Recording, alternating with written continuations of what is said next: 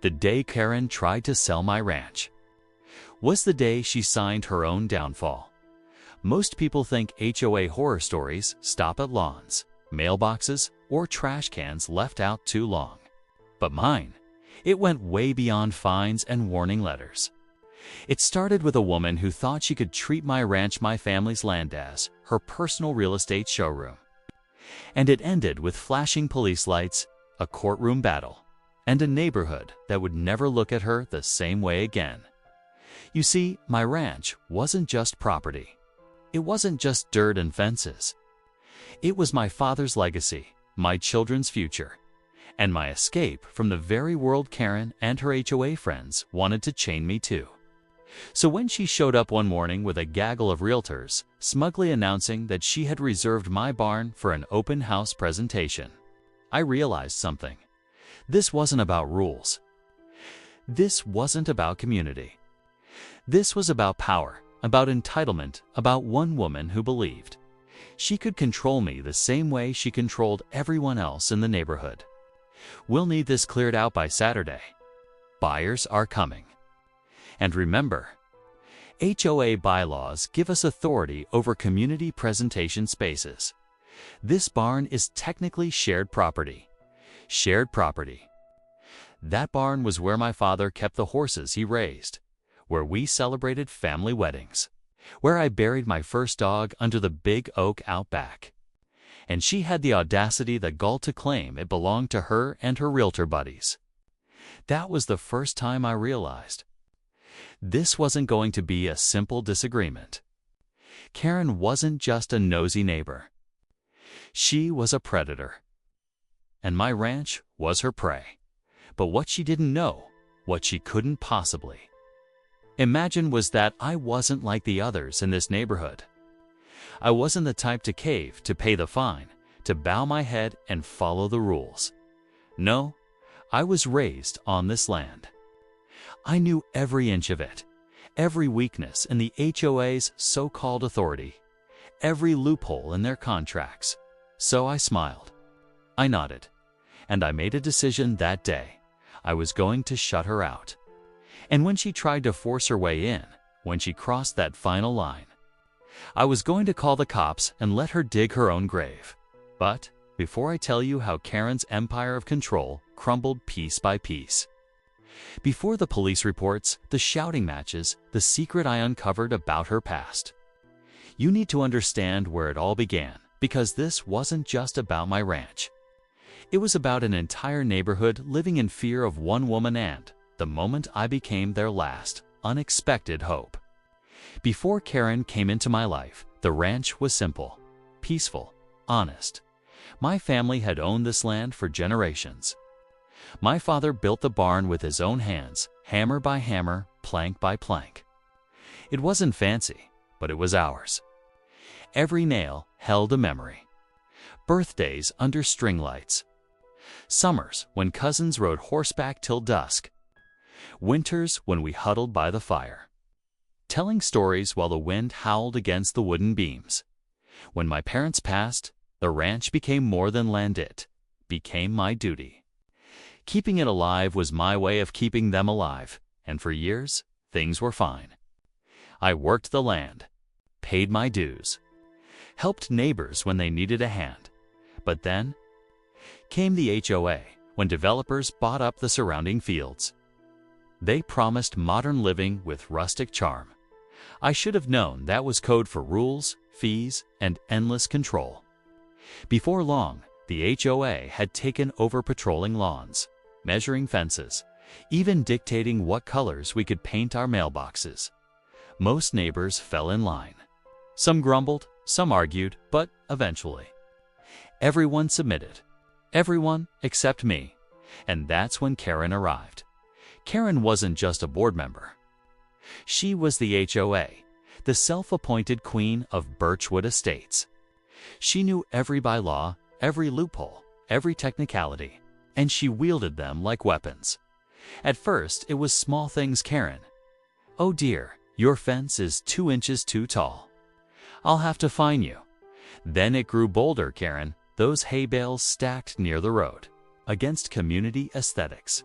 Fine, And every time, her tone was the same sugary sweet on the surface, poison underneath. The other neighbors whispered about her. They complained in private, but no one dared stand up to her.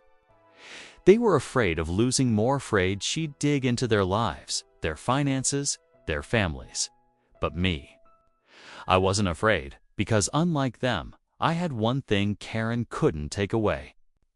I had the ranch, at least. That's what I thought. Until the day she tried to steal it right out from under me. It was a Saturday morning when she appeared, uninvited, as if she owned the place. I was fixing a loose hinge on the barn door when I heard the crunch of tires on gravel. I looked up, and there she was. Her sunglasses hid her eyes, but her smile told me everything. She wasn't here to chat. Karen, good news. We're showcasing this property next week. Buyers are very interested in ranch-style homes, and this barn will make the perfect presentation space. I laughed. Out loud, I thought it was a joke. But she didn't laugh back. This isn't community property. This is my land. My barn? Her smile didn't falter. If anything, it grew wider. Oh, sweetheart. You really should read the bylaws more carefully. Everything within Birchwood Estates falls under HOA jurisdiction, including your barn. That was the first injustice. The moment she tried to rewrite history, erase my family's legacy, and claim what wasn't hers. The moment I realized Karen wasn't just going to be a nuisance. She was going to be a war. If Karen's first visit was a warning shot, what came after was a full-on siege. At first, I tried to brush it off. Maybe she was bluffing. Maybe it was just another one of her scare tactics to squeeze control. But a week later, I came home to find a bright orange notice nailed to my fence post. The violation. Unauthorized agricultural equipment visible from the road. She was talking about my tractor. The same one my dad had used every season since the 80s. Apparently, a working ranch didn't fit her vision of community aesthetics. That was strike one.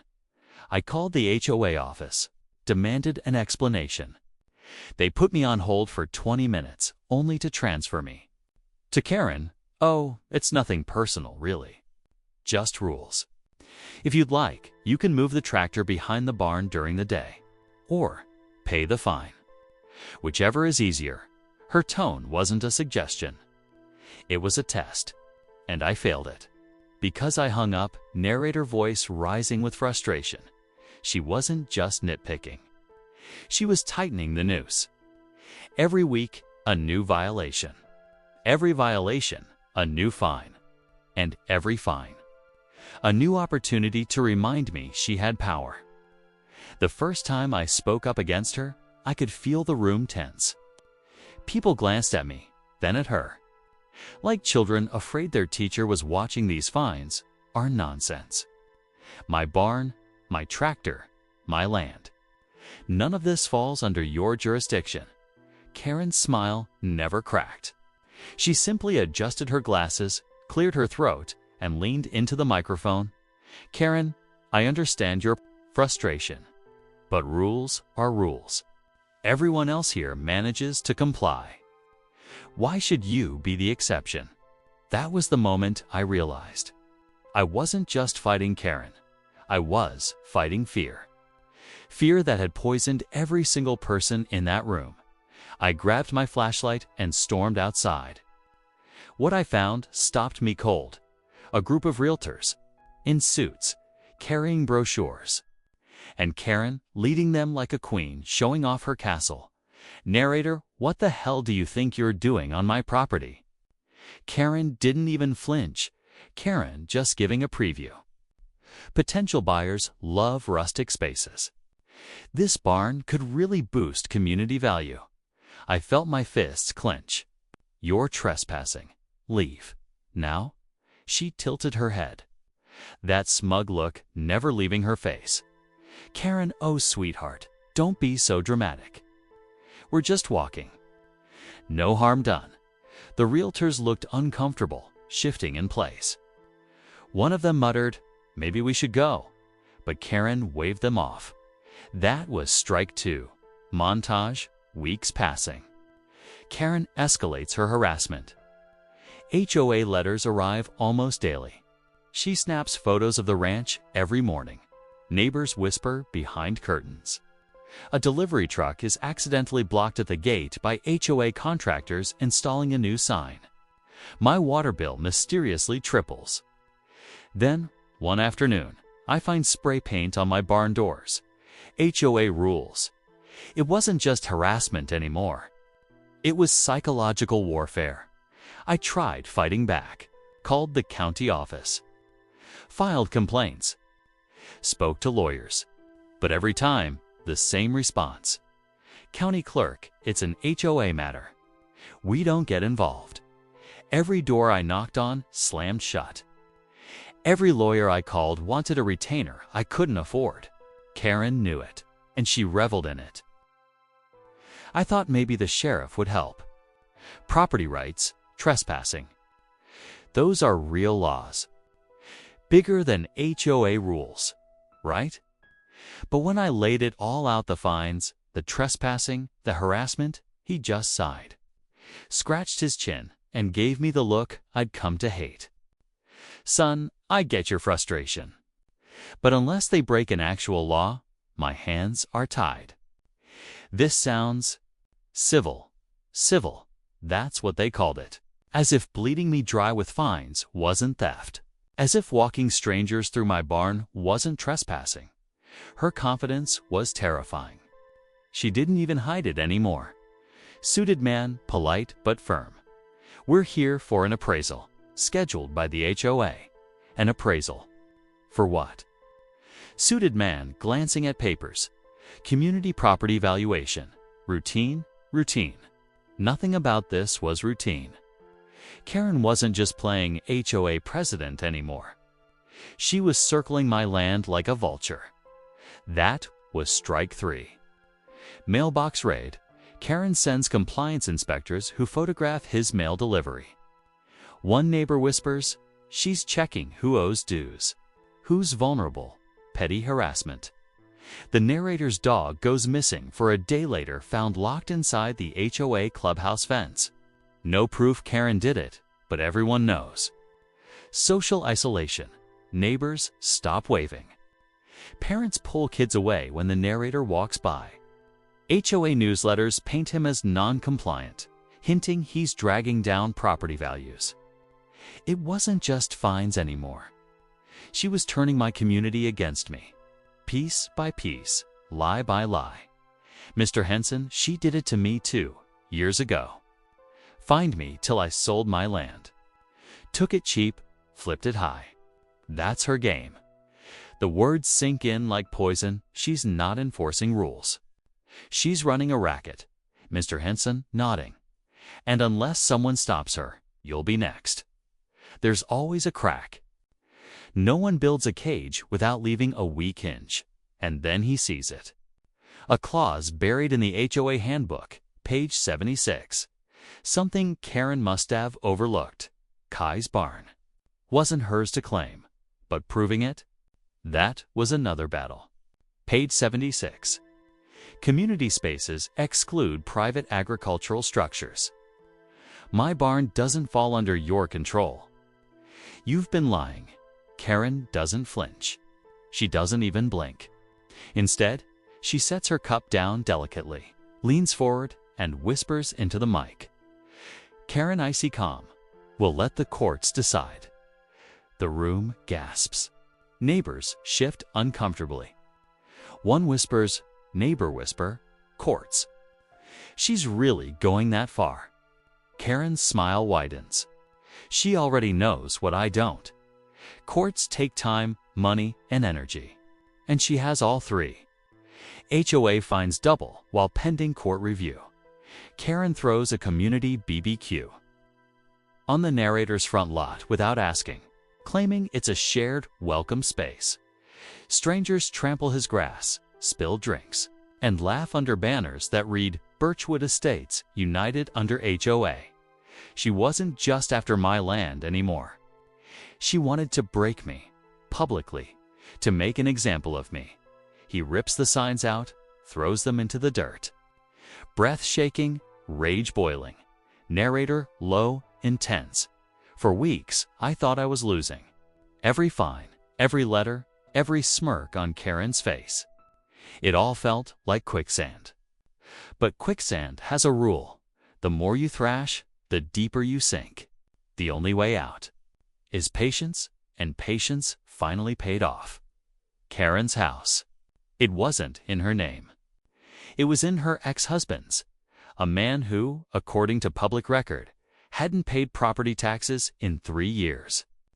She was running the HOA, dictating every inch of our lives, while her own house wasn't even legally secure. That was her first secret. News archive. Local realtor sued for fraudulent listings. Karen's name buried in the fine print. Court records. A past bankruptcy filing quietly dismissed, but still there. Older neighbor whispering, she's been skimming HOA dues.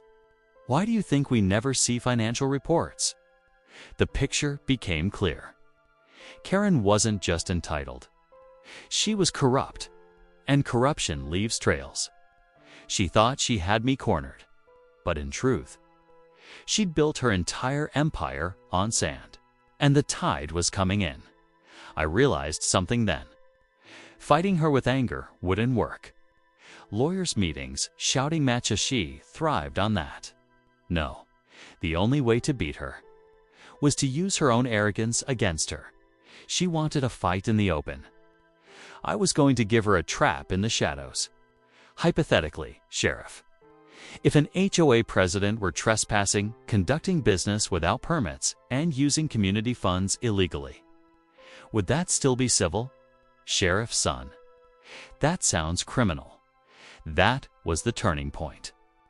She thought she was the predator. But predators get sloppy when they think the hunt is easy. And when they're sloppy, that's when you strike. But hidden in the corner of the barn is a small, blinking red light. A recording camera. Every word she says. Every lie. Every claim about community property that isn't hers to make is being documented. She thought she'd broken me. But what she didn't realize was that the moment she stepped foot inside my barn again, she'd already lost. Karen arrives again. This time, not with just realtors, but with 2 men in suits, lawyers. She steps out of her SUV like a queen returning to her throne. Her heels clicking against the dirt with arrogant precision, Karen mocking smile. I hope you've come to your senses. This property isn't yours to cling to. The HOA board has already voted. Why don't you come inside, Karen? Let's make it official. Karen leaning back.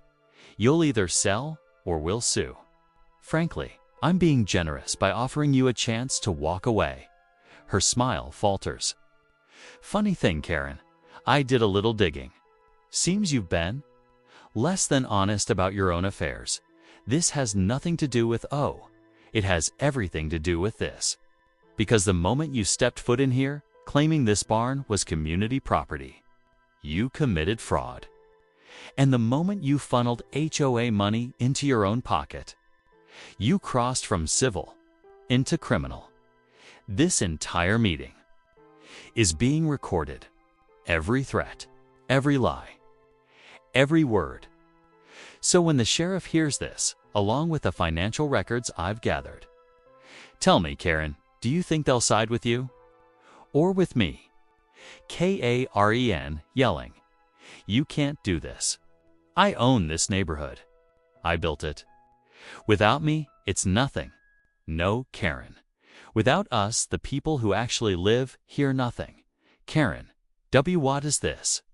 You can't just sheriff cold, authoritative Karen Mitchell. We need to talk about misappropriation of funds, trespassing, and fraudulent claims of ownership. She spent years controlling us through fear. But fear only works until the truth steps into the light. And in the light, she had no power left. She thought she could take my home. But in the end, she lost hers. Karen is gone. The HOA board dissolved after her arrest. Her house sits empty, its for sale sign gathering dust.